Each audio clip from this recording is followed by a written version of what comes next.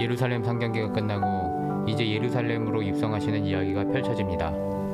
벳바게와 베다니는 마을 끝 외벽이 예루살렘 경계와 맞닿아 있는 동네이므로 입성 직전을 뜻하는 것입니다.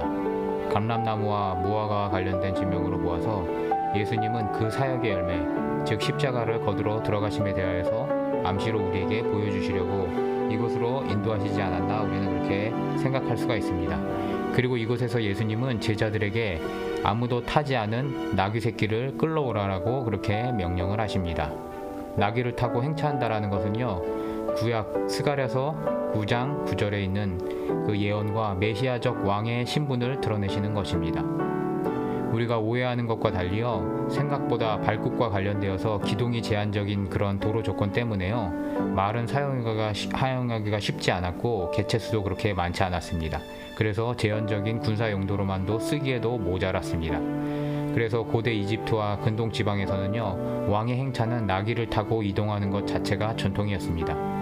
예수께서는 스가랴서 9장 9절에 예언의 메시아적인 성취를 위하여서 나귀를 타고 오신 것은 맞지만, 거기에 겸손에 대하여서도 적혀 있는 것도 맞지만, 나귀 자체가 겸손의 표지는 아니고 왕의 표지임을 우리는 기억해야 합니다. 그러므로 나귀 주인이 물으면 주가 쓰시겠다라고 그렇게 말하라고 이야기하는 것을 보게 됩니다.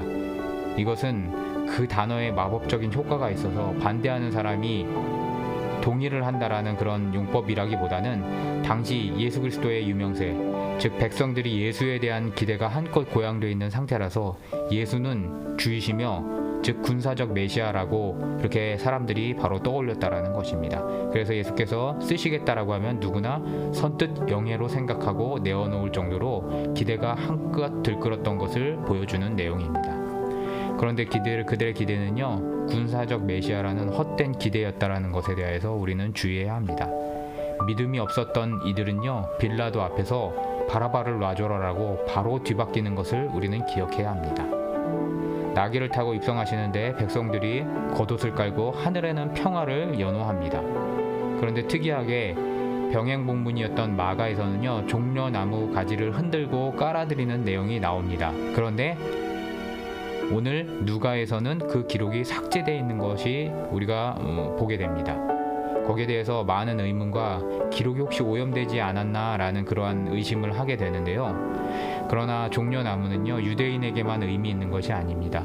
로마 황제에게도 중요한 상징이었기 때문에 로마 황제 두상이 찍혀있는 로마 황제 주조에도 종려나무 가지는 중요한 상징으로 등장해 있는 것을 우리는 기억해야 합니다.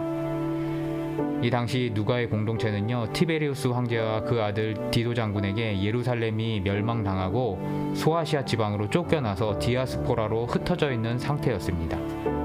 바로 이 누가의 복음을 받는 공동체 입장에서는요, 종려나무 가지를 언급하면은 또 한 번 황제에 대한 반란으로 읽혀질 수 있기 때문에 당시 누가가 공동체의 안위를 걱정하면서 자체 검열로 종려나무 가지를 이렇게 없애버리고 겉옷을 까는 이야기만 했다라고 우리는 봐야 할 것입니다. 반면 당시의 제사장들은요, 예수가 자기들이 주장하는 대로 종교적인 메시아여도 자신들의 자리가 위태하기 때문에 문제였고, 혹은 백성들이 기재하는 것처럼 군사적인 메시아여도 로마에 의해서 예루살렘의 일대에 피바람이 부는 것 또한 문제이기 때문에 예수께 말하여서 제자들의 입을 닫고 책망하라고 그렇게 이야기하고 종용하는 것을 보게 됩니다. 그러자 예수께서요, 이 사람들의 입을 막아도 돌들이 소리칠 것이다 라고 이야기하면서 거부하시는 내용이 나오는 것을 보게 됩니다. 우리는 예수께서 우리의 왕이라고 그렇게 고백하면서도요, 실상은 예루살렘의 백성들처럼 내 삶의 물질적인 축복만 가져다 줄 그런 존재로 오해하고 있지는 않습니까? 주님은 하나님 나라를 우리 삶 가운데 주시는 분으로서의 더 중요한 역할을 하고 있다라는 것, 그 부분을 놓치고 있지 않나 돌아봐야 한다라는 것입니다. 그리고 더 중요한 사실은요, 우리가 주님을 찬양하는 것에 소홀히 하면 손해를 주님이 보는 것이 아니라 그 찬양할 기회를 만물에게 뺏겨버리는 우리의 손해임을 우리가 깨닫는 축복이 오늘 함께 하시기를 주님으로 축복하면서 오늘 말씀을 마치도록 하겠습니다.